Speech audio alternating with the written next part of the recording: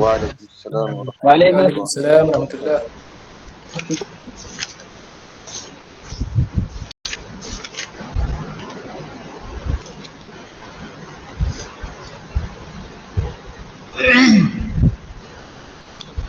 چلیے پڑھیے عبد الحکیم.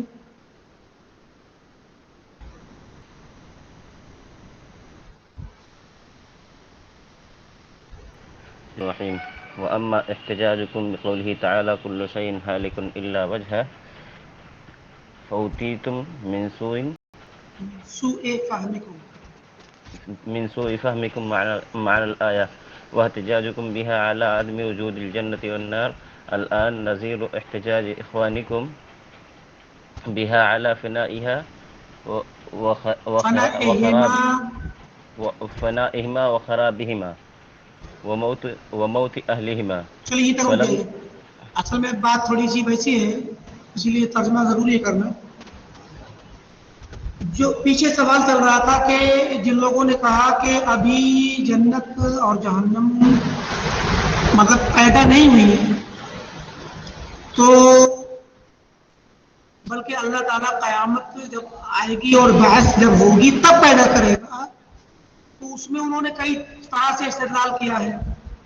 ایک تو غرض سے استدلال کیا اور دوسرا غرض سے پہلے ہی گزرا تھا کہ کل شیء ہالک الا وجہہ، کہ اگر وہ آج کی تاریخ میں جنت یا جہنم بنی ہوئی ہوتی تو پھر ظاہر قیامت آئے گی تو سب چیز ہلاک ہو جائے گی، تو یہ بھی ہلاک ہو جائے گی. تو مصنف نے دو شبہے پیش کیے تھے، جن میں سے پہلے یہ والا شبہ تھا اور دوسرا غراس والا شبہ تھا.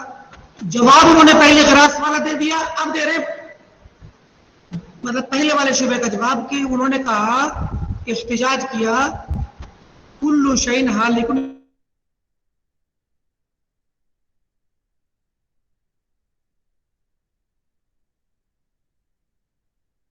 میں گرفتار ہوئے.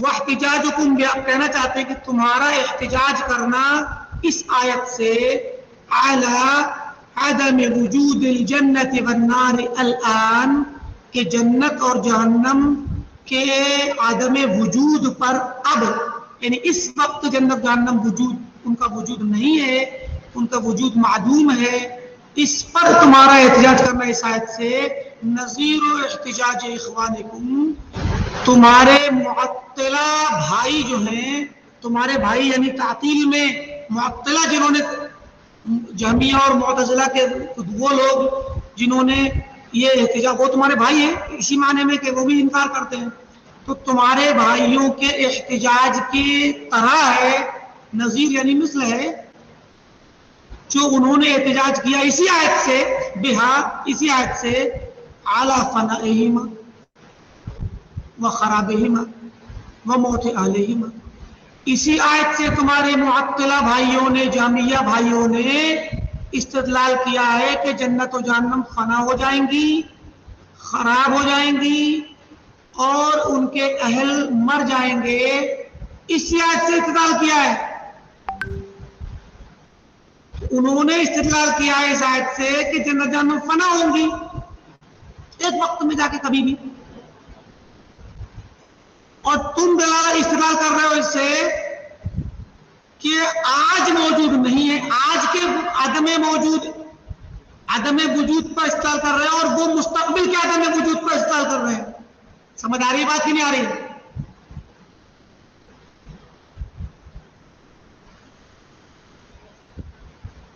جی شیخ. فَلَمْ تُوَفَّقُوا أَنْتُمْ وَلَا إِخْوَانُكُمْ لِفَهْمِ مَعْنَى الْآيَةِ، تو نہ تو تمہیں توفیق ملی نہ تمہارے بھائیوں کو ملی اس آیت کے معنی مفہوم کو سمجھنے کے لیے. وَإِنَّمَا وُفِّقَ لِذَلِكَ أَئِمَّةُ الْإِسْلَامِ، اس آیت کا معنی سمجھنے کی توفیق ملی ائمہ اسلام کو، اسلام کی جو ائمہ اہل علم ہے. فَمِنْ كَلَامِهِمْ، تو انہی کا کلام ہے یہ، انہی کے کلام میں سے یہ بات مطلب مفہوم بتا رہے ہیں ان کے کلام کا، کہ ان المراد، یہاں جو آیت میں کل شیء ہے، اس کل شیء کے عموم سے مراد کیا ہے؟ کل شیء مما کتب اللہ علیہ الفناء والہلاک، جن چیزوں پر اللہ تعالیٰ نے فنا ہونا اور ہلاک ہونا لکھ دیا ہے ان میں کی ہر چیز ہلاک ہو جائے گی. والجنت والنار خلقتا للبقاء لا للفناء، جنت و جہنم تو بقا کے لیے پیدا ہوئی ہیں، فنا کے لیے نہیں. ان پر فنا لکھا ہی نہیں گیا ہے. تو وہاں کل شیء سے مراد کل شیء مما کتب اللہ علیہ فنا والہلاک. ہاں مشائخ. بقا کی کیا دلیل ہے؟ بقا کی کیا دلیل؟ ارے بھائی ہم تو سوچ رہے تھے آپ دوسرا سوال کریں گے. بقا سے پہلے ایک اور سوال ہے جو اٹھ رہا ہے، آپ لوگوں کو نہیں کر رہے.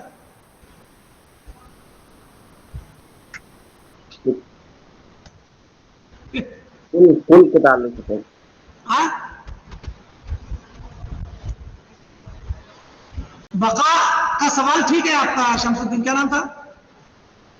شمس الاسلام. ہاں لیکن اس سوال سے پہلے ایک سوال اور ہونا چاہیے، وہ آپ نے نہیں کیا. شیخ مجھے کل سے استثناء کیسے ہو رہا ہے؟ عبداللہ فرقان کیا سوال ہے آپ کا؟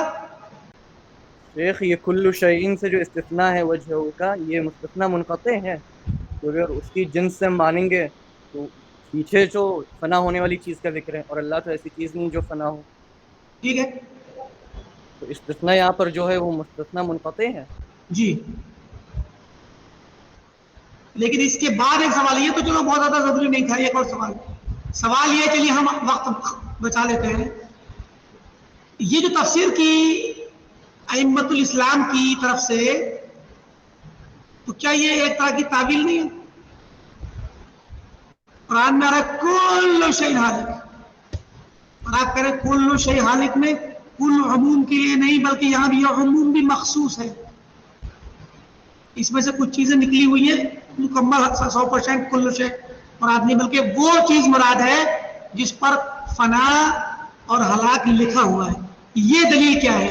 مطلب وہ کل شیء کا مفہوم کیا کبھی ایسا بھی ہوتا ہے کہ کل شیء تو مطلب تعمیم کے لیے ہے نا، تو اس میں بھی تخصیص ہو؟ اس کی کیا دلیل ہے؟ یہ سوال اس طرح کا ہے گویا جو آپ نے شمس الدین نے سوال کیا کہ بقا کی کیا دلیل ہے. بقا کی جب دلیل آئے گی تو اس دلیل سے یہ کل شیء کا عموم مخصوص ہو جائے گا. لیکن وہ دلیل بعد میں، کیا کبھی ایسا ہوتا ہے کہ کل شیء کا معنی ہر چیز نہ ہو بلکہ کچھ چند چیزیں ہوں، کچھ چیزیں ہوں؟ اب کچھ میں زیادہ بھی ہو سکتی ہیں، وہ 100 میں سے 98 195 ہو سکتی ہیں. تو کل شیء کا معنی ایسا ہوتا ہے کیا؟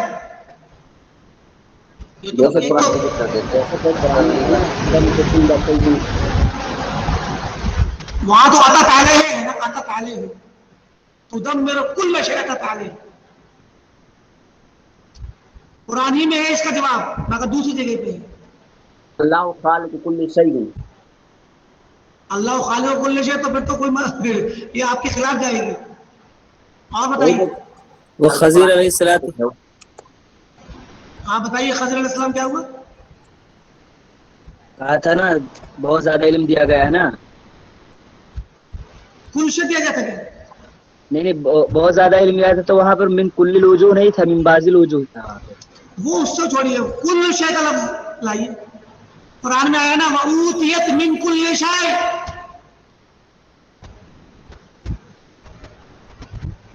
بلقیس کے بارے میں آیا نا.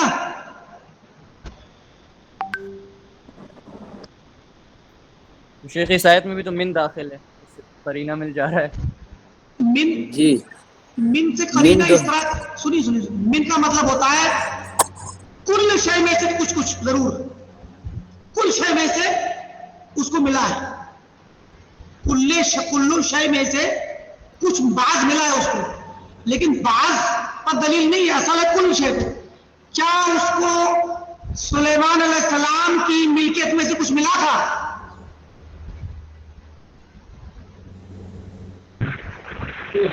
نہیں. تو من کل شے میں من پر توجہ کا مطلب، من تو واضح ہے کہ اس کو کسی بھی اس کو مطلب یہ نہیں کہا رہا کہ اوتیت کل شے، بلکہ یہ کہا گیا من کل شے، ہر چیز میں سے اس کو ایک حصہ ملا ہوا ہے، نعمت ملی ہوئی ہے. یہی بات تو بعض کا تو مفہوم یہاں پر ہے ہی کہ بعض چیزیں ملی ہیں، لیکن ہر چیز میں سے بعض ملی ہے، ہر چیز میں سے ایک حصہ ملا ہے.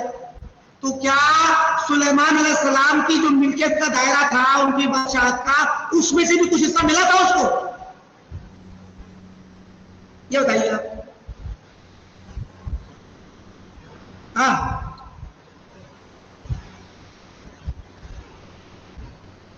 عبداللہ فرقان بات سمجھ آ رہی ہے نا؟ جی جی شیخ سمجھ رہا ہوں. من کل، یہاں اس آیت میں ایک طرف تو یہ ہے کہ من کل شے، یعنی اس عورت کو، اس ملکہ کو ہر چیز میں سے کچھ نہ کچھ ضرور ملا ہے. تو جو ملا ہے وہ تو سب کچھ نہیں ہے، لیکن سب کچھ کا تھوڑا ضرور ہے. سمجھ میں آ رہی بات کہ نہیں آ رہی؟ ایک طرف کائنات کی ساری چیزیں ہیں، اب ان ساری چیزوں میں سے تھوڑی اس کے پاس ضرور ہے من.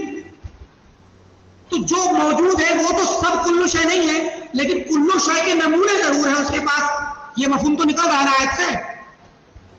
جی شیخ. بتائیے. جی شیخ.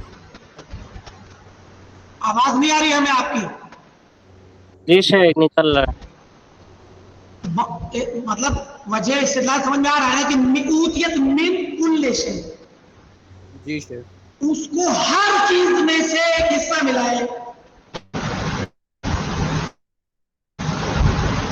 تو ہر چیز میں جو ملا ہے، تو کیا ہر چیز میں تو سلیمان علیہ السلام کی بادشاہت بھی تو آ گئی؟ کیا اس میں سے بھی ملا تھا؟ اور سنیے ایک اور. چلیے اس میں حالانکہ یہ واضح دلیل ہے کہ کل کا لفظ ہمیشہ کل کے لیے استعمال نہیں ہوتا.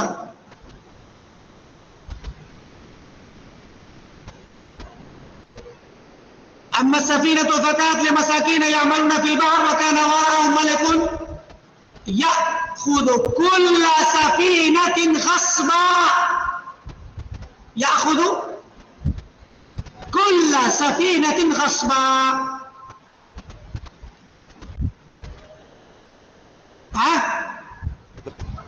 ہر چیز بلاوٹ نہیں کر رہا ہے. کیسے کہا کہ فکان لمساکین یعملون وکان وراءهم ملک فأردت أن أعيبها، کہ میں نے چاہا کہ میں اس میں عیب لگا دوں. کیوں عیب لگایا؟ کیونکہ وہاں بتایا کہ وَكَانَ وَرَاءَهُ مَلِكٌ يَأْخُذُ كُلَّ سَفِينَةٍ غَصْبًا. کل سفینہ، ہر کشتی کو لے لیتا ہے. کیا بات سب ہمیشہ نہیں اگر ہر کشتی کو لے لیتا ہے تو پھر سوراخ کرنے کے بعد بھی لے لے گا.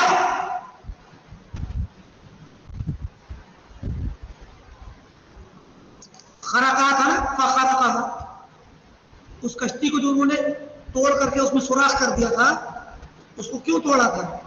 مطلب اس کا ایک تختہ نکال دیا ہوگا، کیونکہ بادشاہ اس کی طرف سے یأخذ کل سفینۃ صالحۃ، ہر صحیح کشتی کو، جو کشتی چلنے کے لائق ہو، ڈوبنے والی نہ ہو، ٹوٹی پھوٹی نہ ہو، ہر صحیح کشتی کو لے لیتا ہے، چھین لیتا ہے. کل سفینۃ غصبا. تو قرآن کے اندر خود کل سفینہ کا لفظ، کل کا لفظ یہ بتا رہا ہے یہاں پر کہ یہاں پر کل سفینہ ہر کشتی نہیں ہے، بلکہ کل سفینہ صالحہ. سمجھ آ رہی ہے بات کی نہیں آ رہی ہے؟ جی شیخ. اسی طریقے سے یہاں کل شیء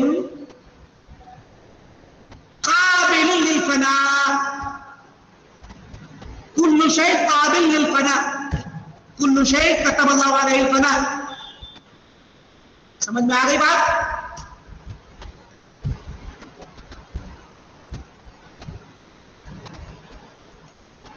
جی جی چلیے رہی بات یہ کہ وہ جنت جہنم کی بقا کی دلیل کیا ہے، اس کو پڑھیے، ابھی پورا باب اسی پہ چل رہا ہے، جب بقا پر تو دلیلیں بہت آئیں گی ابھی.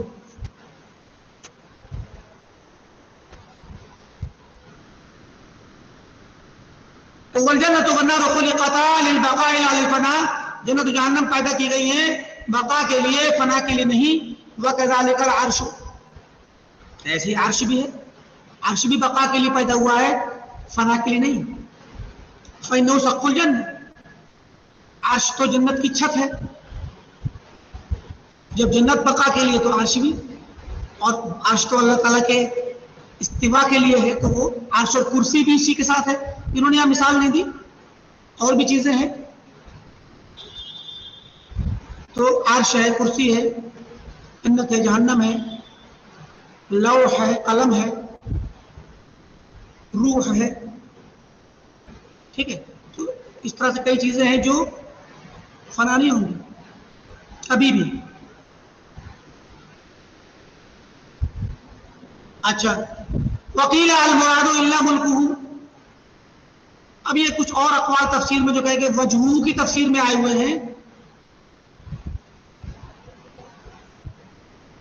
تو اس میں مطلب ہے کہ کل شہالک الا ملکہ. اب الا ملکہ جب ہوگا تو اس کا مطلب ہوگا کہ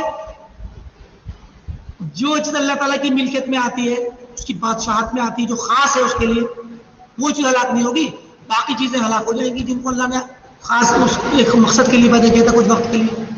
وقیل الا ما ارید بہ وجہہ، وجہ سے مراد یہاں پہ ما ارید بہ وجہہ بھی قول آیا ہے. اس کا مطلب ایک طرح کی تفسیریں ہیں سب، ورنہ یہ بھی تفسیر کرنے سے وجہ کا انکار نہیں کر سکتا. اہل علم کا یہی وہ ہے. امام ابن کثیر نے بھی نقل کیا ہے کہ یہ قول جو آ رہا ہے کہ الا ما ارید بہ وجہہ، کہ سوائے اس چیز کے جس کے ذریعے اللہ تعالیٰ کا چہرہ طلب کیا گیا ہو، اللہ کے چہرے کو دیکھنے کے لیے اور اللہ کی خوشی کے لیے جس انسان نے جو عمل کیا تھا وہ عمل ہلاک نہیں ہوگا، باقی چیزیں ہلاک ہو جائیں گی. تو اس تفسیر کے بعد بھی ابن کثیر نے کہا ہے کہ گرچہ بعض سلف نے یہ تفسیر کی ہے، لیکن اس تفسیر سے یہ معنی نہیں نکلتا کہ وہ وجہ کا انکار کرتے ہیں. ایک لفظ کی کہیں پر تفسیر کوئی دوسری ہو سکتی ہے، دوسرا مراد ہو سکتی ہے، لیکن اس وجہ سے مراد یہاں پر ما ارید بہ وجہہ بھی ہو سکتا ہے، لیکن وجہ رب، وجہ خالق کا انکار اس سے نہیں بلکہ اس سے اثبات ثابت ہو، مطلب لازم آتا ہے.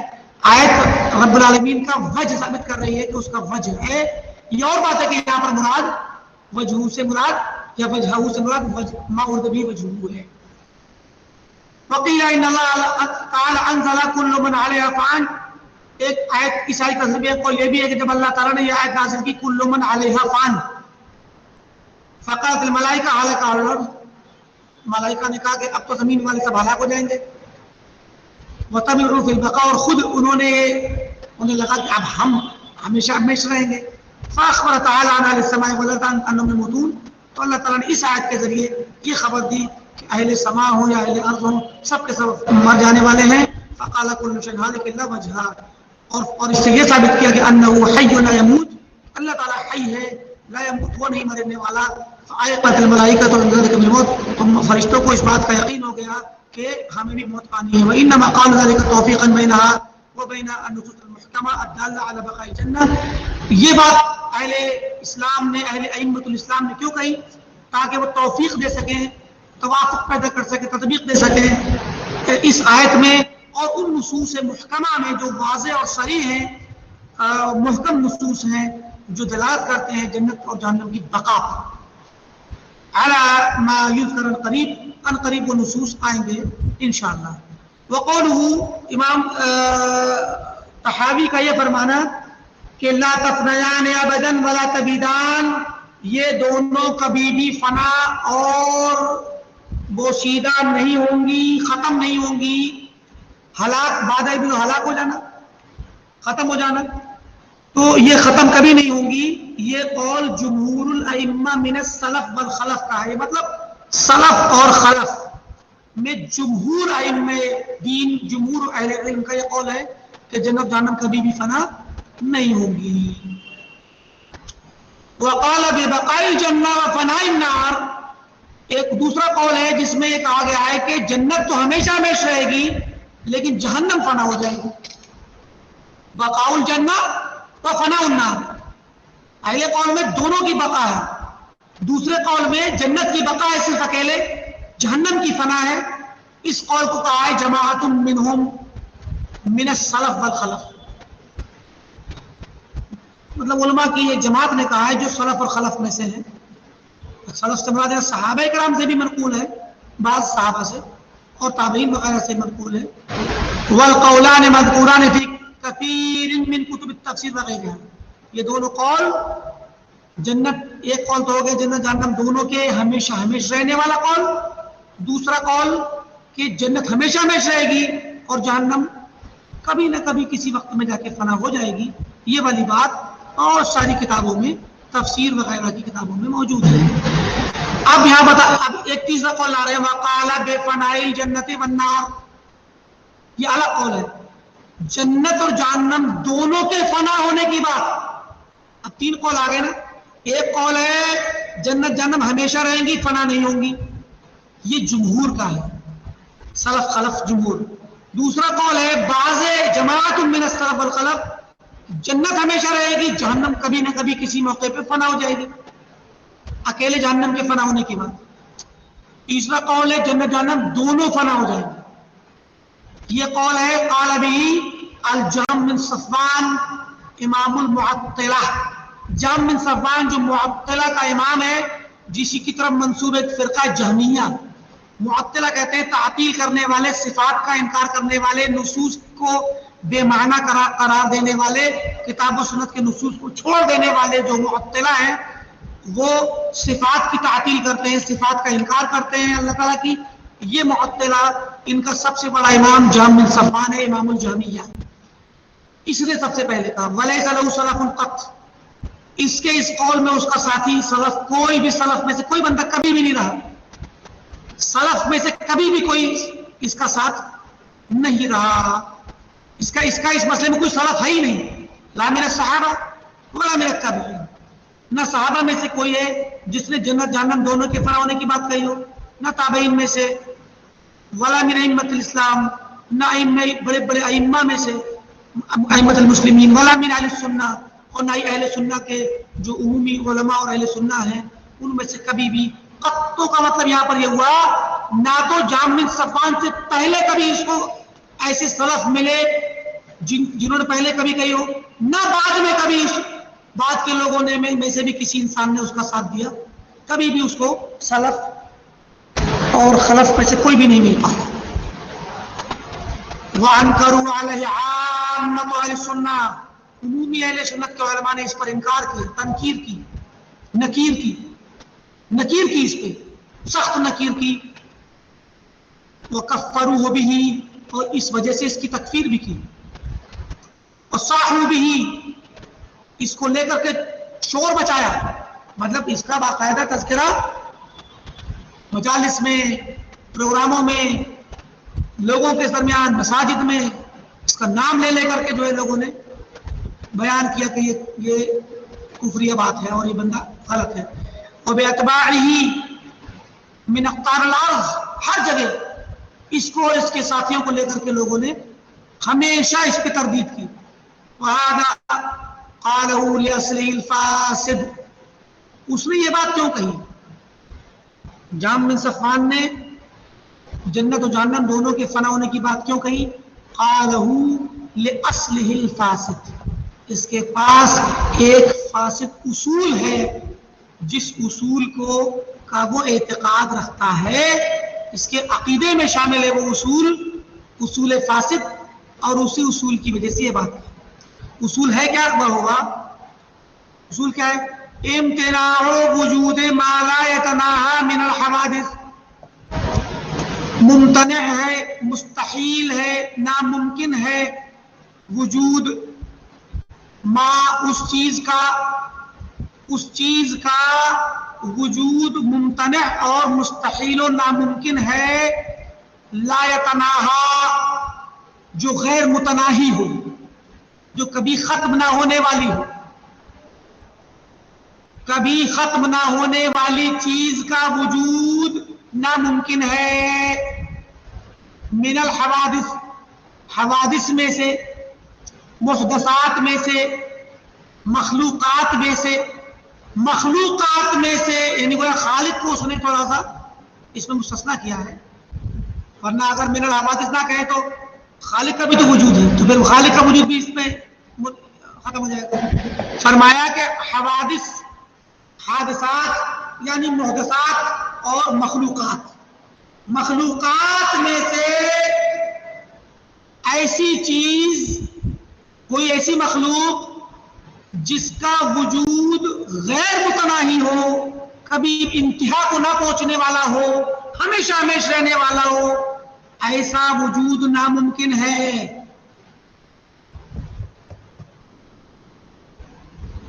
بات سمجھ آئی کہ نہیں آئی؟ ایک بار پھر سے سمجھا دیجیے. مخلوقات میں سے کسی بھی ایسی مخلوق کا وجود ناممکن اور ممتنع ہے جو لا متناہی ہو، جو کبھی ختم ہونے والی نہ ہو، جس کی کوئی ایک انتہا نہ ہو، ایسی چیز کا وجود ناممکن ہے. لیکن یہ والی بات جو ہے حوادث اور مخلوقات کے لیے ہے، خالق کے لیے نہیں. خالق کا وجود تو ہمیشہ ہمیشہ رہے گا، مخلوق کا وجود ہمیشہ ہمیشہ نہیں رہ سکتا. امتناع وجود ما لا يتناہا، ممتنع ہے وجود ما اس چیز کا لا يتناہا جو کبھی منتہی نہیں ہوتی. من الحوادث، حوادث میں سے وہ ماں جو ہے حوادث میں سے ہو، یعنی یہ تفسیر ہے ماں کی، تو ماں کی جگہ پہ حوادث رکھ دیجئے. ماں بیانیہ ہے، من بیانیہ ہے یہاں پہ. امتناع وجود الحوادث التي لا تتناہا. اب سمجھ میں آیا؟ شابر الاسلام،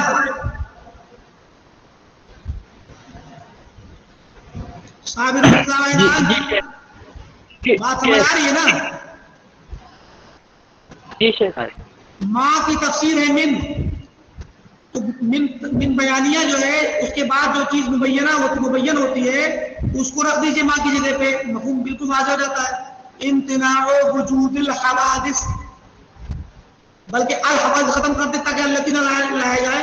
امتناع وجود حوادث لا تتناہا، ایسے حوادث کا وجود ممتنع ہے جو لا تتناہا غیر متناہی ہو.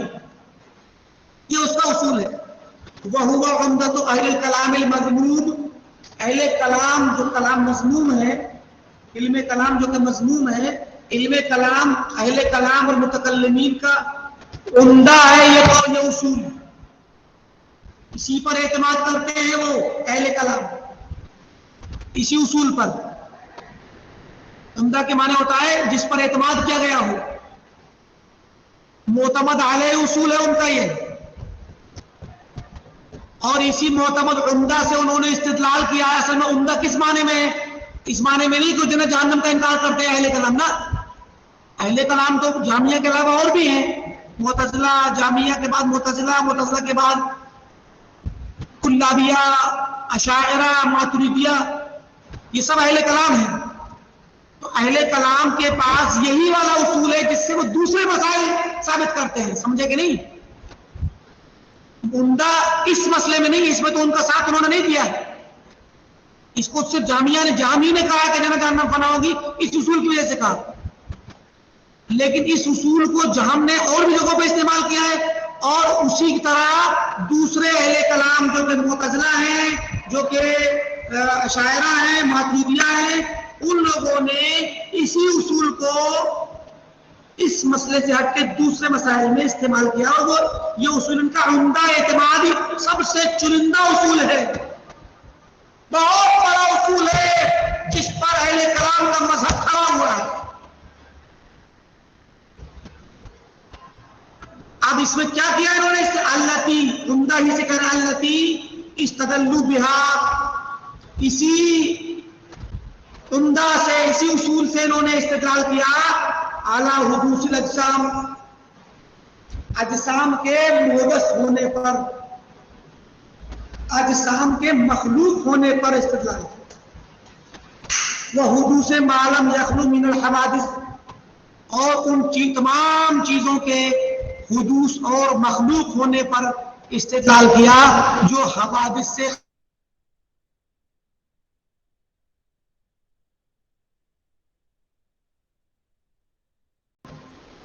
भाई शेख, अरे वो हमें मानते ही नहीं भाई शेख।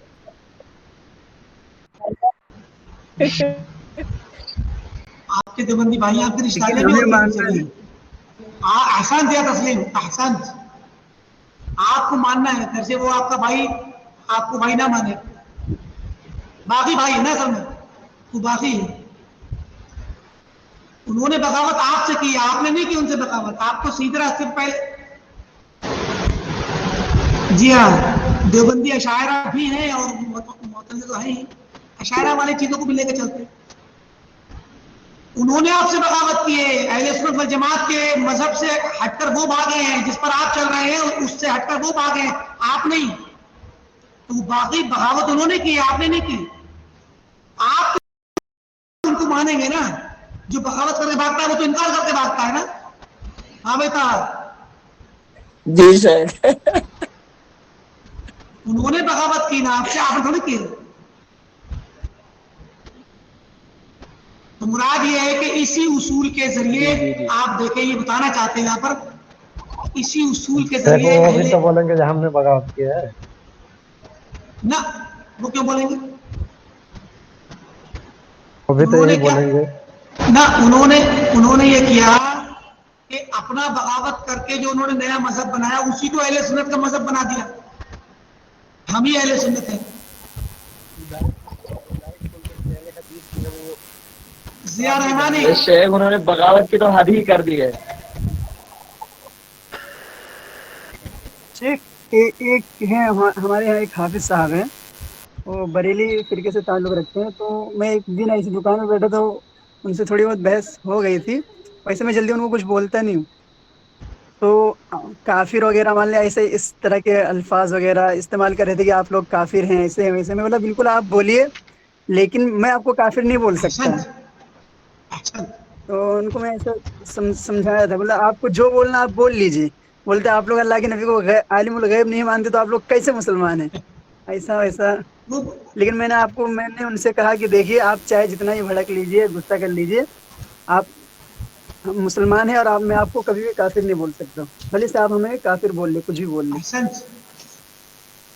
तो सुनिए, ये उसूल यहाँ पर मुसन्निफ एक तरह से तंज़ तारीज़ कर रहे हैं, तंज़ कर रहे हैं, तारीज़ कर रहे हैं, जिस उसूल की बिना पर जहम बिन सफ़वान ने जन्नत और जहन्नम के वजूद मुस्तकबिल में बका का इनकार किया और कहा कि वो फना हो जाएंगी। उसूल है भाई, एक उसूल आप लेके चल रहे हैं, उस उसूल का जो भी तकाजा होगा आपको मानना पड़ेगा, है कि नहीं? तो एक उसूल है, एक फर्मा है, उस फर्मे के साथ उस फर्मे में जो भी चीज सेट होगी वो उसको आना पड़ेगा। अब जहम बिन सफ़वान ने इस उसूल को जब अप्लाई किया तो पूरे तौर पे किया, पूरा जहां तक जाए उसने, जहम बिन सफ़वान ने इस उसूल को जहां जिस मसले में ये पहुंचा हर जगह अप्लाई किया। और जब जन्नत जहन्नम पे आया तो कहा कि बिल्कुल इस उसूल की रोशनी में जन्नत जहन्नम को भी फना होना जरूरी है, चाहे जब भी हो। ये नहीं कहता कि फौरन हो जाएंगी, वो कहता है चाहे जब भी फना होना है, उसूल ये है। और इस उसूल से उन्होंने कायनात के मखलूक होने पर दलील ली, अजसाम के मखलूक होने पर दलील ली, पूरी कायनात के बाद खालिक के वजूद पर दलील ली।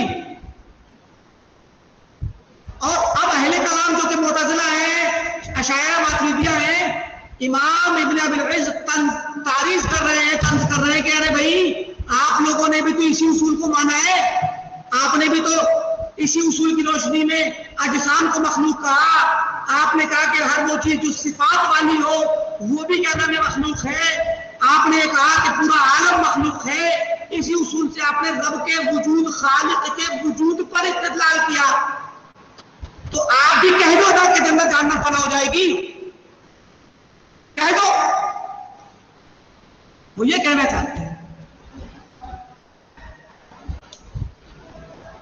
سمجھے کہ نہیں؟ اسی لیے ڈبل ڈبل آ گئی کوشچن، وہ علامت استحجاب جسے کہتے ہیں، ایکسکلیمیشن جو ہے ڈبل ڈبل آئے ہوئے ہیں، ہر جگہ لگایا ہوا ہے. تو اب آگے آ رہا ہے فرال جام ما انما یمنع من حوادث لا ولا فی الماضی یمنع فی المستقبل. سبحان اللہ، یہاں پر ڈبل لگایا ہے انہوں نے. جہاں بن صفوان کہتا ہے فرا، اس کی رائے ہے، وہ کہتا ہے انما، کہ وہ چیز یمنع جو منع کرتی ہے، ممنوع قرار دیتی ہے، من حوادث ایسی مخلوقات کے وجود کو منع کرتی ہے، لا اول لها فی الماضی، جن کا ماضی میں کوئی ابتدائی سرا نہ ہو، جن کی کوئی ابتدا نہ ہو ماضی میں. کیا ایسی کوئی مخلوق ہو سکتی ہے؟ بتائیے پہلے آپ لوگ. جی شیخ. کیا کوئی ایسی مخلوق کا وجود ہو سکتا ہے جس کا ماضی میں کوئی ابتدائی نقطہ نہ ہو، پیدائشی نقطہ نہ ہو، ابتدا نہ ہو جس کی؟ یہ کیسے سے نہیں ہو سکتی نا؟ بتائیے آپ. یہاں تک تو متفق ہے نا آپ؟ جی شیخ. تو کہتا ہے کہ وہ اصول جس کی بنا پہ آپ یہ کہتے ہو کہ ماضی میں کوئی مخلوق ایسی وجود میں آئی ہو جس کی پیچھے کبھی کوئی پیدائشی نقطہ ابتدا ہو ہی نہ، لا اول لها، جس کی کوئی ابتدا نہ ہو اور وہ موجود ہو ماضی سے. تو جب ایسی چیز وجود میں نہیں آ سکتی تو وہی اصول یہ تقاضا کرتا ہے کہ کوئی بھی ایسی چیز بالکل بھی وجود میں نہیں رہنی چاہیے جس کا مستقبل میں کوئی، جس کی نہایت نہ ہو.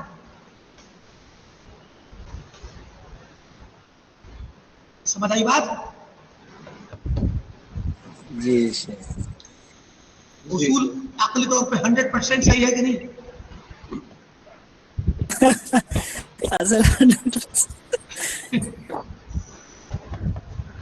ارے بھائی آپ یہ کہتے ہو کہ بھائی اللہ تعالیٰ ازل سے ہے کہ نہیں ہے؟ جی جی. ازل کیا چیز ہے؟ ازل کیا چیز ہے؟ ازل کبھی نہیں ختم ہونے والی. لا اول لها. جی. اللہ تعالیٰ کی صفت ازلیت میں کوئی مخلوق شریک ہو سکتی؟ بالکل نہیں. تو اللہ تعالیٰ ازل سے ابد تک ہے، تو ابد تک کیا کوئی مخلوق اللہ تعالیٰ کی شریک ہو سکتی ہے؟ بتائیے آپ. جی نہیں، بالکل نہیں. تو جس طرح کوئی ایسی مخلوق حوادث لا اول لها فی الماضی، جس کا ماضی میں کوئی اول نہ ہو یعنی ازل سے ہو، جو اصول ایسی مخلوق کے وجود کو منع کر رہا ہے کہ ایسا نہیں ہو سکتا کہ کوئی مخلوق ایسی ہو جو ماضی میں جس کا کوئی اول نہ ہو، وہی اصول منع کر رہا ہے یمنعہ فی المستقبل. مستقبل میں بھی کوئی ایسی مخلوق وجود میں نہیں آ سکتی آج یا کبھی پیچھے جو مستقبل میں ہمیشہ ہمیشہ رہے اور اس کا کوئی انتہا نہ ہو. ایسا نہیں ہو سکتا. جس طرح کوئی ایسی مخلوق نہیں جس کی ماضی میں ابتدا نہ ہو، ویسے ہی ایسی مخلوق نہیں ہو سکتی جس کی مستقبل میں انتہا نہ ہو. سمجھ آ رہی بات کی نہیں آ رہی مشائخ؟ ماضی سے مراد کیا لیتے ہیں؟ مراد کیا لیتے ہیں ماضی سے مراد؟ ماضی کوئی ایسی مخلوق آ ہی نہیں سکتی جس کا ماضی میں نہ ہوا ہو. یہ ماضی سے مراد نہیں، ارے نہیں، کیا بات، ترجمہ غلط کر رہے ہیں آپ. حوادث لا اول لها فی الماضی، ماضی میں جس کا اول نہ ہو، ابتدا نہ ہو جس کی. مطلب مان لیجئے آج کے وقت میں یہ قلم ہے میرے ہاتھ میں، ہمارے ہاتھ میں یہ قلم ہے کہ نہیں ہے؟ تو یہ قلم ابھی پیدا ہوا ہے کہ ماضی میں؟ بتائیے. لیکن ارے بتائیے پہلے. ماضی میں. اب اس ماضی کی طرف جائیے آپ. اس کی کوئی نہ کوئی اول تو ابتدا تو ہوگی نا. ایک مہینے پہلے بنا ہو, 1 سال پہلے بنا ہو. تو ماضی میں جب جائیں گے آپ تو اس کی اول ابتدا تو ہوگی نا. بتائیے. اول کمپنی نے جب پہلی بار جب قلم کو بنایا تھا تو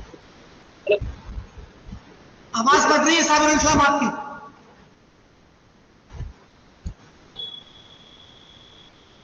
پھر سے بولیے, کوئی اور بولے بتایا اگر جس نے سنا ہو.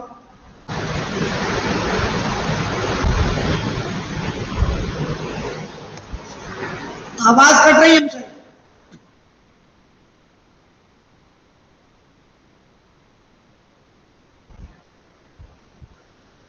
شیخ میں کہہ یہ رہا تھا کہ اس قلم کی ابتدا تو پہلے اس وقت نہیں تھی, پر کمپنی نے جب بنایا تھا تو اس وقت اس کا نمونہ تو تھا نا سر, مطلب نمونہ نہیں تھا شیخ, نمونہ تو نہیں تھا نا.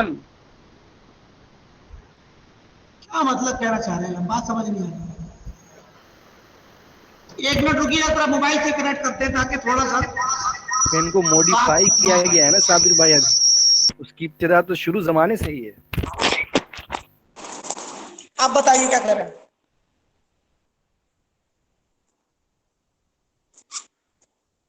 بتائیے بھائی. اصول ہی نہیں سمجھ میں آتے کہ یہ والا اصول صحیح ہے. اصول جو ہے وہ یہ ہے, وہ یہ کہنا چاہتا ہے کہ کسی بھی ایسی مخلوق, پہلے اس مت دیکھیے آپ کتاب میں, ہمارے سماج سنیے. کسی بھی ایسی مخلوق کا وجود ناممکن ہے,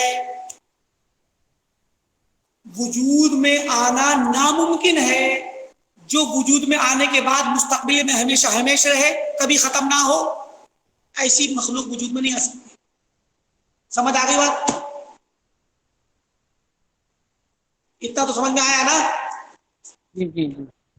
اچھا, اسی کا ایک حصہ, اب یہ مستقبل کے لیے کہا نا اس نے, اسی اصول کا ایک حصہ پیچھے کے لیے, ماضی کے لیے ہے. کہ وہ یہ کہتا ہے کہ یہ ناممکن کیوں ہے ناممکن کہ کوئی بھی مخلوق, ایسی مخلوق جو مستقبل میں وجود میں آنے کے بعد ہمیشہ ہمیشہ رہے, کبھی منتہی نہ ہو, اس کی نہایا نہ ہو, یہ ناممکن ہے. کیوں ناممکن؟ کیونکہ ایسی مخلوق کا وجود بھی ناممکن ہے جو ماضی میں بغیر ابتدا کے ہو, ماضی میں ہمیشہ ہمیشہ ہو. مطلب آپ مان لیجیے قلم ہے, یہ قلم آج موجود ہے, اب اس کے بارے میں آپ کہیں کہ ماضی میں پیدا ہوا ہے, کب پیدا ہوا ڈھونڈتے رہے, پتہ ہی نہیں چل رہا ہے کہ پیدا کب ہوا. 1 مہینہ, 1 سال, 10 سال, 20 سال, 50 سال, 1000 سال, 1,00,000 سال گزر گئے, پتہ ہی نہیں چل رہا کہ اس کی پیدائش کب ہوئی ہے. تو ایسی مخلوق کا ہمارے درمیان وجود ناممکن ہے جو ماضی میں پیدا, آج ہمیں دکھ رہی ہو ماضی میں پیدا ہوئی ہوگی, تو ماضی میں پیدا ہوئی ہو لیکن اس کا کوئی اول نہ ہو, ابتدا نہ ہو, جس کی غیر معلوم شدہ, یعنی مطلب ہمیشہ ماضی میں موجود ہو, ایسی مخلوق ناممکن ہے. جب ماضی میں ناممکن ہے ایسی مخلوق, پیچھے کے وقتوں میں کہ ماضی میں اس کو کوئی سرا ہی پتہ نہ چل رہا ہو, تو اسی وجہ سے اسی طرح مستقبل میں بھی اس کا سرا کبھی ختم نہ ہو رہا ہو, ایسی مخلوق بھی ناممکن ہے. سمجھ آئی بات؟ اس کو بولتے ہیں تسلسل الحوادث. اس کو بولتے ہیں تسلسل. آپ نے لفظ سنا ہوگا تسلسل پر, الدور والتسلسل. ایک لفظ ہوتا ہے دور, ایک ہوتا ہے تسلسل. عقلی طور پر عقلاء اور فلاسفہ کے یہاں دور بھی ناممکن اور ممتنع اور ناجائز چیز ہے, اور تسلسل بھی ناجائز چیز ہے. تسلسل کسے کہتے ہیں؟ تسلسل یہ ہے کہ ماضی میں جاتے جائیے.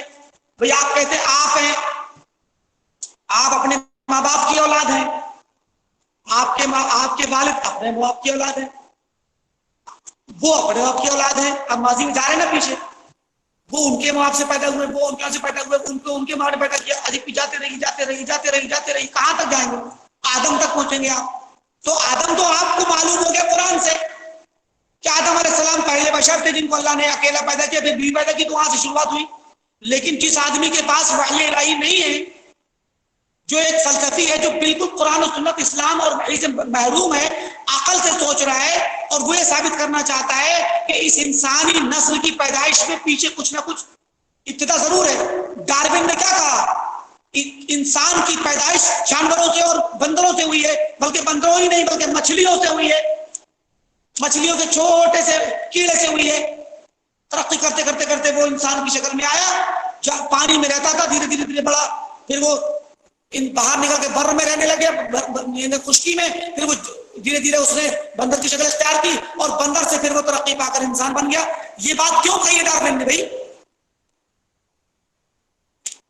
کیونکہ وہ اس نے اپنی عقل سے پتہ لگایا کہ انسان کیسا تھا پیچھے ماضی میں, اس سے پہلے دھیرے دھیرے اس کو لگا کہ شاید بندر میں تھا, بندر سے بھی دھیرے دھیرے ترقی کر کے اس کو نظریہ تکبر بولتے ہیں, ڈارون کا نظریہ تکبر. تو جو فلاسفہ جن کے پاس وحی کا علم نہیں ہے, جن کو ابتدائی خلق کا پتہ نہیں ہے, وہ ابتدائی خلق میں ایسی باتیں کہتے ہیں. تو جب پرانے زمانوں میں ڈارون سے پہلے اور پرانے یونان کے فلاسفہ نے جب اس پر غور کیا, تو وہ یہی کہتے تھے کہ بھئی ہر آدمی کا کوئی نہ کوئی باپ ہوتا ہے یا ماں ہوتی ہے, تو ماں باپ ہوتے ہوتے ہوتے ہوتے ہوتے کب تک جاؤ گے, کہاں تک جاؤ گے؟ یہ تو تسلسل ہے. بولے کہیں نہ کہیں جا کے ایک نقطہ ہوگا جہاں پہ کوئی پہلا انسان ہوگا, پہلا مرد اور پہلی عورت ہوگی, جس سے یہ سلسلہ شروع ہوا ہے. یہ تسلسل کو کٹ کرنا, ختم کرنا واجب ہے, ورنہ پھر کائنات میں رہنے کا کوئی فائدہ نہیں. تسلسل ممنوع ہے. یہ تو عقلاء اور فلاسفہ کا متفق علیہ اصول ہے کہ ماضی میں تسلسل ممنوع ہے.